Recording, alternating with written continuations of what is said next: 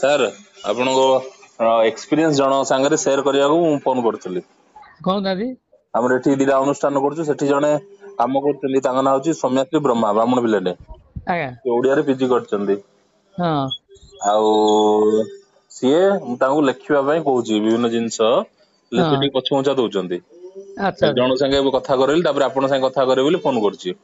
ଆଚ୍ଛା ଆପଣ ଆଚ୍ଛା ଯୋଉ ସେକ୍ରେଟାରିଏଟ ସର୍ଭିସ ରୁ ରିଟାୟାର୍ଡ କଲା ପରେ ହଁ ଆପଣ ଯୋଉ କବିତା ଲେଖା ଆସରରେ କଣ ଏକ୍ସପିରିଏନ୍ସ ହେଲା ସେ କଥା ଟିକେ ହଁ ସେୟାର କରିବେ। ଆଚ୍ଛା ଆଚ୍ଛା ହଁ ଠିକ ଅଛି ସାର୍, ଦେବି ତାଙ୍କୁ। ହଁ ଦିଅନ୍ତୁ। ହ୍ୟାଲୋ ହ୍ୟାଲୋ ସାର୍ ନମସ୍କାର। ସାର୍ ନମସ୍କାର। ହଁ ଆଉ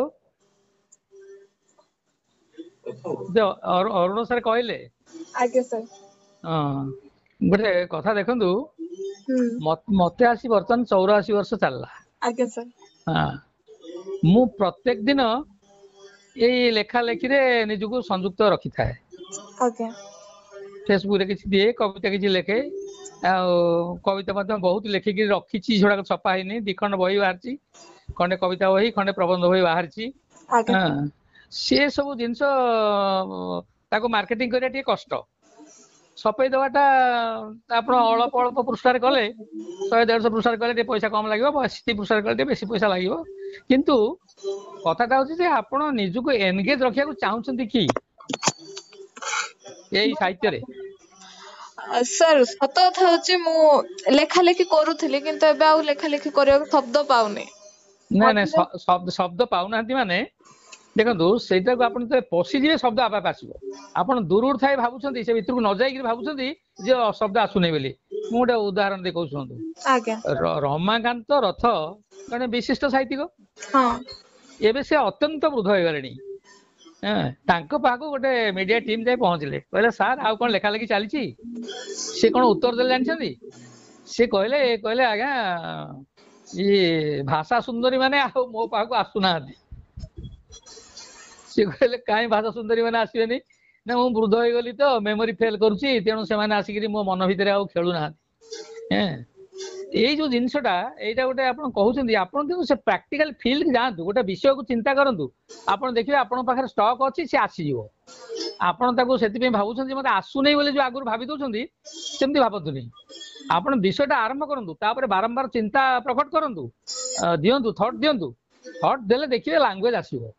ଲାଙ୍ଗୁଏଜ ଆପଣଙ୍କ ପାଖରେ ଅଛି, କିନ୍ତୁ ଆପଣ ତାକୁ ଯେହେତୁ ଏକ୍ସରସାଇଜ କରିନାହାନ୍ତି, ସେ ରହିଯାଇଛି, ସେ ଆସିଯିବ। କାହିଁକିନା ଗୋଟେ କବିତା ଲେଖିବା, ମୁଁ ଗୋଟେ ଉଦାହରଣ ଦଉଛି ଶୁଣନ୍ତୁ। ଆଜ୍ଞା ଶତ୍ରୁଘ୍ନ ପାଣ୍ଡବ ବୋଲି ଜଣେ ଭଦ୍ରବ୍ୟକ୍ତି ଥିଲେ ଆମ ସେ ଜଟଣୀ ସାହିତ୍ୟ ସଂସଦରେ। ହୁଁ ମୁଁ ଯେତେବେଳେ ନୂଆ ନୂଆ ସେ ସାହିତ୍ୟ ସଂସଦରୁ ଗଲି ରିଟାୟାରମେଣ୍ଟ ପରେ 20 ବର୍ଷ ପୂର୍ବେ, ତାଙ୍କୁ ମୁଁ ପଚାରିଲି, ମୁଁ କହିଲି ସାର୍ ଗୋଟେ କଥା ପଚାରିବି ନା କଣ? ନା ମୁଁ ଯେତେବେଳେ କବିତା ଲେଖୁଛି, ଗୋଟିଏ କବିତା ଲେଖିବାକୁ ମତେ ମିନିମମ୍ 20 ଖଣ୍ଡ କାଗଜ ଚିରିବାକୁ ପଡୁଛି, ହଉନି। ଆଜ୍ଞା ଆଉ ଏଇ କଣ କବିତା ଫବିତା ଲେଖିବା ବା ଗଳ୍ପ ହେରିକା ଲେଖିବା ବା ପ୍ରବନ୍ଧ ଲେଖିବା ପାଇଁ କଣ ଗୋଟେ ଟ୍ରେନିଂ ଆସର କିଛି ଅଛି କି? କୋଉଠି କିଛି ନେଇହବ କି? ସେ ସେଠୁ କହିଲେ ନାଇଁ ନାଇଁ, ସେମିତି କିଛି ବ୍ୟବସ୍ଥା ଆମର ନାହିଁ, ୱାର୍କସପ୍ କିଛି ନାହିଁ, ଆଉ ଯୋଉଠିକି ଆପଣ ମାନଙ୍କୁ ସବୁ ଟ୍ରେନିଂ ଦେଇହବ, ଆପଣ ଅଭ୍ୟାସ କରି କରି କରି ହେଇଯିବ। ସାର୍ ହଁ ଶତ୍ରୁଘ୍ନ ପାଣ୍ଡବ ଏବେ ତ ଗୋଟେ ବିଶିଷ୍ଟ କବି ଭାବରେ ପରିଚିତ ନା? ହଁ ହଁ ଆଧୁନିକ ସାହିତ୍ୟ ହଁ ହଁ ସେ ସେ ତାଙ୍କ ସମାଲୋଚନା ବହି ବି ଲେଖି ସାରିଲେଣି। ହଁ ହଁ, ସେ ବହୁତ ଲେଖିଛନ୍ତି, ହଁ ଜଣେ ପ୍ରତିଷ୍ଠିତ ସାହିତ୍ୟିକ। ଆଜ୍ଞା ଆଉ ସେ କେନ୍ଦ୍ରାପଡାରେ ଥିଲେ, ପ୍ରଫେସର ଥିଲେ। ହଁ ଭଲ, ସେ ତାଙ୍କର ଏଷ୍ଟାବ୍ଲିଶମେଣ୍ଟ ଭଲ, ସାହିତ୍ୟ ଜଗତରେ ତାଙ୍କର ପ୍ରବେଶ ଭଲ। ସିଏ ମତେ କହିଲେ ପଣ୍ଡା ବାବୁ ଶୁଣନ୍ତୁ, ମୁଁ ଗୋଟେ କଥା ଆପଣଙ୍କୁ କହୁଛି, ଆପଣ ମନେ ମନେ ଭାବିବେ ମୁଁ ଜଣେ କବି ନୁହଁ, କବିତା ଲେଖକ। ମୁଁ ଜଣେ କବି ନୁହଁ, କବିତା ଲେଖକ, ଲେଖିବା ଚିରିବା ମୋର କାମ। ଲେଖୁ ଲେଖୁ ଚିରୁ ଚିରୁ ଯଦି ଖଣ୍ଡେ ରହିଗଲା ହାତେ, କବିତା ଦିଏ ମୁଁ ତାର ନାମ। କଥାଟା ବୁଝିପାରିଥିବେ। ମୁଁ କବି ନୁହଁ, ମୁଁ ହଉଛି କବିତା ଲେଖକ। କବିତା ଅନେକ ଲେଖିଲା ପରେ ହୁଏତ ମୋର କବିତ୍ୱ ପ୍ରସାରିତ ହବ, ମୁଁ ଏଇନା କବି ହେଇନି। ମୁଁ ଖାଲି କବିତା ଲେଖିବାକୁ ଚେଷ୍ଟା କରୁଛି, ଲେଖୁଛି ଚିରୁଛି, ଲେଖୁଛି ଚିରୁଛି, ଲେଖୁଛି ଚିରୁଛି। ମୁଁ ନିଜେ ସନ୍ତୁଷ୍ଟ ହଉନି ଯେ ଏଇଟା ଠିକ ହେଲା ବୋଲି। କିନ୍ତୁ ଆଜ୍ଞା ଯେତେବେଳେ ଖଣ୍ଡକପୁରରେ ମୁଁ ସାଟିସ୍ଫାକ୍ସନ, ହଁ ଏଇଟା ହେଲେ ଚଳିବ, ମୁଁ ତାକୁ କବିତା ଭଳିଆ ଗୋଟେ ଜାଗାରେ ରଖିଦଉଛି ଉତାରିକିରି। ଆପଣ ଏଇଆ ଭାବିକିରି ଲେଖା ଲେଖି କରନ୍ତୁ, ଦେଖିବେ ଦିନେ ଆପଣଙ୍କର ଆସିଯିବ। ସବୁ ଭାଷା ଆପଣଙ୍କୁ ଆସିବ।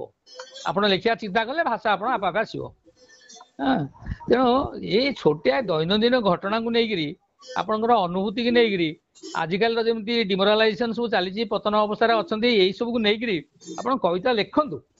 ଆପଣ ଦେଖିବେ ହବ। ମୋ ଝିଅ ସିଏ କବିତା କେବେ ଲେଖେନି, ମୋ ସାଙ୍ଗରେ କଥାବାର୍ତ୍ତା କରି ସିଏ ଏବେ ଇମୋସନାଲ ହେଇକିରି କବିତା ଗୋଟେ ଗୋଟେ ଲେଖୁଛି। ଭୁଲ ହଉଛି କିନ୍ତୁ କବିତା ଲେଖୁଛି। ସେ ଯୋଉ କଥାଟା କଥାରେ କହିଥାନ୍ତା ତାକୁ କବିତାରେ ବି କହିଦଉଛି। ମୋ ଝିଅ ତାକୁ ଆସିକିରି ମାନେ ହେଲାଣି 55-60 ବର୍ଷ ହେଲାଣି। ତା ପୁଅ ଚାକିରି କଲାଣି, ଆଉ ଗୋଟେ ପୁଅ ମେଡିକାଲ ପଢୁଛି। ସେ ତାର ଏଷ୍ଟାବ୍ଲିଶ, ତାର କିଛି ଅସୁବିଧା ନାହିଁ। କିନ୍ତୁ ତାର ଯୋଉ ନିସଙ୍ଗ ଅବସ୍ଥାଟା, ମୁଁ କହିଲି ତୁ ଲେଖେ, ସାହିତ୍ୟ ଲେଖେ, ସେଥିରେ ବହୁତ ସମୟ ଚାଲିଯିବ। କବିତା ଲେଖେ, ଗପ ଲେଖେ, ଯାହା ଆସୁଛି ତ ତୁ ଲେଖେ, ବ୍ୟସ୍ତ ହଉଛି ଲେଖେ। ତେଣୁ ଉଦ୍ୟମ କଲେ ସାହିତ୍ୟର ଶବ୍ଦ ଗୁଡାକ ଆପେ ଆପେ ଆସିବ। କାହିଁକିନା ଆପଣ ସାହିତ୍ୟ କଥା ଚିନ୍ତା କରନ୍ତୁ, କୋଉ କାଳୁ ଯେତେବେଳେ ଅକ୍ଷର କେମିତି ସାଇଜ ହବ, ସ୍ୱର କେମିତି ଲାଳିତ୍ୟ ହବ, କିଛି ଡେଭଲପ କରିନଥିଲା। ତାକୁ ଡେଭଲପ କରି କରି କରି ଆମେ ଏଇନା କୋଉଠି ଥାଏ। କେତେ ସୁନ୍ଦର ଭାବରେ କବିତା ଲେଖି ପାରୁଛନ୍ତି, କେତେ ସୁନ୍ଦର ଭାବରେ ଅନ୍ୟମାନଙ୍କର କବିତା ପଢି ପାରୁଥାଏ। ଅକ୍ଷର ଗୁଡିକ ଆଗରୁ ଭଲ ଭଲ ହଉନଥିଲା ପିଲାଦିନେ, ଏବେ ଗୋଲ ଗୋଲ କରି ଲେଖିବାକୁ ବି ଇଚ୍ଛା କରୁଥାଏ। ମାନେ ସବୁ ହେଇଯିବ, ଚେଷ୍ଟା କଲେ ସବୁ ହେଇଯିବ। ମୋ କହିବା କଥା, ଆପଣ ଉତ୍ସାହିତ ହୁଅନ୍ତୁ। ଦେଖନ୍ତୁ, ଆପଣ ଗୋଟିଏ ଗୋଟିଏ କବିତା ଲେଖି ମୋ ଠିକଣା ରଖନ୍ତୁ, ମୋ ଆଗରେ ପଢନ୍ତୁ, ମୋ ଆଗରେ ପଢନ୍ତୁ। ମୁଁ ଯେତିକି ଜାଣିଛି ମୁଁ ଆପଣଙ୍କୁ ସଜେଷ୍ଟ କରିବି, ଆପଣ ଏଇଟା ଏମିତି କରୁନାହାନ୍ତି, ଏଇଟା ଏମିତି କରୁନାହାନ୍ତି, ଏଇଟା ଭଲ ଲାଗିବ, ଆପଣ ଯଦି ପସନ୍ଦ ହବ ଆପଣ ସେଇଟାକୁ ଗ୍ରହଣ କରିବେ। ଆପଣ ଭାଷା ଯାହା ବି ଆସୁଛି ଲେଖନ୍ତୁ, ଯୋଉ କଥିତ ଭାଷାରେ ଲେଖନ୍ତୁ, ଲିଖିତ ଭାଷା ଦରକାର ନାହିଁ। କଥିତ ଭାଷାରେ ଯାହା ଡେଲି କହୁଛନ୍ତି କଥା, ସେଇ କଥାରେ ଲେଖନ୍ତୁ। ଆଜିକାଲି କବିତା ପରେ ଦେଖୁଛନ୍ତି, ମୁଁ ଯାଉଥିଲି, ବିଶ୍ୱନାଥ ମିଶ୍ର ବୋଲି ଜଣେ ଥିଲେ, ତାଙ୍କୁ କହନ୍ତି ତୁରନ୍ତ କବି। ମୋର ଦିନେ ତାଙ୍କ ସାଙ୍ଗେ ଦେଖା ହେଲା, ମୁଁ ତ ବୟସ୍କ ହେଲାଣି ନା, ସେ ସାହିତ୍ୟ ଲୋକମାନେ ସବୁ ଆସନ୍ତି କୋଉଠି, ପବ୍ଲିକ ରିଲେସନ ଡିପାର୍ଟମେଣ୍ଟକୁ, ସଂସ୍କୃତି ଡିପାର୍ଟମେଣ୍ଟରେ ମୁଁ ଥିଲି ସେକ୍ରେଟାରିଏଟରେ। ସେମାନେ ଆସନ୍ତି, ମୁଁ ଦିନେ ତାଙ୍କୁ କହିଲି, ମୁଁ କହିଲି ବିଶ୍ୱନାଥ ସାର୍, ଆପଣ ତ ତୁରନ୍ତ କବି, ଗୋଟେ କବିତା କହିଲେ, ତୁରନ୍ତ କବିତା କହିଲେ। ସିଏ କହିଲେ, ଏଇଆ ସାର୍ ପଣ୍ଡା ବାବୁ, ଆପଣଙ୍କ ସାଙ୍ଗରେ ଥରେ ଦେଖା ହେଇଥିଲା ଜୋବ୍ରାରେ, ଏବେ ଦେଖା ହେଲା ବାଲିଯାତ୍ରା ପଡିଆରେ, ଏଇ ତ କବିତା ଆଉ କଣ। ମୁଁ କହିଲି ଓହୋ ଏଇ କବିତା, ନା ଏଇ ହଉଛି ଆସୁ କବିତା। ଏ ରେ ରେ ଛିଣ୍ଡିଗଲା ଶେଷକୁ, ଆଉ କଣ। ଥରେ ଦେଖା ହେଇଥିଲା ଜୋବ୍ରାରେ, ଆଉ ଆଜି ଏବେ ଦେଖା ହେଲା ବାଲିଯାତ୍ରା ପଡିଆରେ, ହେଇଲା ତ କବିତା ହେଇଗଲା ଆଉ କଣ। ମୁଁ କହିଲି ଓହୋ ଏଇଆ କବିତା। ମାନେ ଦେଖନ୍ତୁ, ଉଚ୍ଚ ଶ୍ରେଣୀର ଲେଖକ ମାନେ ଏଇଠୁ ଆରମ୍ଭ କରିଛନ୍ତି। ଖାଲି ତାଳମାନ ଟିକେ ଦେଇଦେଲେ, ଆଜିକାଲି ତାଳମାନ ବି ଦରକାର ପଡୁନି। ଆପଣଙ୍କ ମନର କଥାଟାକୁ ଖାଲି କ୍ରିୟାପଦଟାକୁ ପ୍ରଥମକୁ ନେଇଗଲେ ହେଇଗଲା। ମୁଁ ଯାଉଥିଲି ମୁଁ କ୍ରିୟାପଦଟାକୁ ପ୍ରଥମକୁ ନେଇଗଲେ ସେ ହେଇଗଲା, କବିତା ହେଇଗଲା। ମାନେ ଆଧୁନିକ ଇଏ କବିତା କଣ, ଯୋଉ ଗଳ୍ପ କବିତା ସବୁ ହେଇଗଲା। ତେଣୁ ଖାଲି କ୍ରିୟାପଦଟାକୁ ପ୍ରଥମକୁ ନେଇଯିବେ। ମୁଁ ଯାଉଥିଲି ମୁଁ ଦେଖିଲି ବାଟରେ ତାଙ୍କୁ, ଏମିତି ଖାଲି ଟିକେ ଚେଞ୍ଜ କରିକି ଆପଣ ଲେଖନ୍ତୁ, ଦେଖିବେ ଆପଣ ବି ଆଉ ଦିନେ କାହାକୁ ଉପଦେଶ ଦେବା ଆରମ୍ଭ କରିଦେବେ। ମୋଟେ ନିରୁତ୍ସାହିତ ହୁଅନ୍ତୁ ନାହିଁ, ଆରମ୍ଭ କରନ୍ତୁ। ଆପଣଙ୍କର ବୟସ କେତେ ହବ କହିଲେ? ସାର୍ 22 ବର୍ଷ। ଆପଣ ପିଲା ଲୋକ, ସଂସାର ଆଗକୁ ଅଛି। ଅବଶ୍ୟ ସାହିତ୍ୟରେ ଆପଣ ଯଦି ପଶିଯିବେ, ତାହେଲେ ଆପଣ ସଂସାର ଅବହେଳିତ ହେଇଯିବ। କାହିଁକି ନା, ମୁଁ ଗୋଟେ ଛୋଟିଆ ମନୋରଞ୍ଜନ ଲେଖୁଥିଲି, ଶୁଣନ୍ତୁ। ମୁଁ କହିଦଉଛି, ଏଇଟା ଲେଖିଥିଲି ଆଜି ସରିଛି। ଜଣେ ଭଦ୍ର ବ୍ୟକ୍ତି, ଭାରି ଧାର୍ମିକ ଲୋକ, ସିଏ ତାଙ୍କ ଠାକୁର ଘରକୁ ଗଲେ, ଗାଧେଇ ପାଧେଇ ନିତ୍ୟକର୍ମ ସାରି ସବୁ କରି ଯେମିତି ଶୌଚ ହେଇକି ଠାକୁର ଘରକୁ ଗଲେ, ଭୋଗ ଫୋଗ ଜିନିଷ ଥୋଇଲେ, ଠାକୁରଙ୍କୁ ମଧ୍ୟ ଗାଧୁଆ ପାଧୁଆ କରିଦେଲେ, ଫୁଲ ଚନ୍ଦନ ଲଗେଇଦେଲେ, ସବୁ କରିଦେଲେ। ସବୁ କରିଦେଲା ବେଳକୁ ଠାକୁରଙ୍କର ସବୁ କାମ ସରିଲା ବେଳକୁ ତାଙ୍କର ଗୋଟେ ଫୋନ ଆସିଲା। ତାଙ୍କ ମିସେସ୍ ଫୋନ କଲେ, କହିଲେ ଚୌଧୁରୀ ବାବୁ, ଜଳଖିଆ କରିକି ମୁଁ ଥୋଇ ଦେଇଛି, ଆପଣ ଆସିକିରି ଖାଇବେ ଟେବୁଲ ଉପରେ। ତାଙ୍କର ମନରେ ଭୋକ ହଉଥିଲା, ସେ ସେଠୁ ଆସିଲେ, କହିଲେ କଣ ଜଳଖିଆ ଥୋଇଛନ୍ତି ଟିକେ ଦେଖିବାକୁ। ଆସି ଦେଖିଲା ପରେ ଦେଖିଲେ, ଭଲ ଜଳଖିଆ ହେଇଛି, କଣ ସୁଜି ଫୁଜି କରିଛନ୍ତି କଣ, ଖାଇଲେ। ଖାଇଦେଲା ପରେ ଟିକେ ରେଷ୍ଟ ନେଲେ, ନେଇକିରି ବ୍ୟାଗ ଧରି ପରିବା ପାଇଁ ବଜାରକୁ ଗଲେ। ପରିବା କିଣିକିରି ବାଟରେ ଫେରୁଛନ୍ତି, ଫେରିବା ଭିତରେ ବାଟରେ ଗୋଟେ ଷଣ୍ଢ ଦିହରେ ବାଜିଗଲା। କୋଉଟା ତାଙ୍କ ଗାଡି ସାଇକେଲରେ ବାଜିଗଲା, ଟେକାଟା ବାଜିଗଲା। ଏମିତି ସେ ତଳେ ପଡିଗଲେ, ବ୍ୟାଗ ତଳକୁ ପଡିଗଲା, ପରିବା ଗୁଡାକ ତଳେ ଢାଳି ହେଇଗଲା। ତାଙ୍କର ଜଣେ ଦି ଜଣ କିଏ ଚିହ୍ନା ପରିଚୟ ଲୋକ ଥିଲେ, ତାଙ୍କୁ ନେଇକିରି ହସ୍ପିଟାଲରେ ବ୍ୟାଣ୍ଡେଜ କରିବେ ବୋଲି, ଗୋଡ ମାଡ ହେଇଯାଇଛି, ବ୍ୟାଣ୍ଡେଜ କରିବେ ବୋଲି ନେଇଗଲେ। ଏ ପରିବା ଯାକ ଷଣ୍ଢ ଖାଇଦେଲା। ଷଣ୍ଢ ଖାଇଲା ପରେ ଘରେ ସେଇଠୁ ଖବର ପାଇଲେ ଯେ ଏମିତି ତାଙ୍କର ଆକ୍ସିଡେଣ୍ଟ ହେଇଯାଇଛି। ସେଠୁ ଯାଇ ପହଞ୍ଚିଲେ ଡାକ୍ତରଖାନାଠି, ତାଙ୍କ ଯୋଉ ଗଲେ।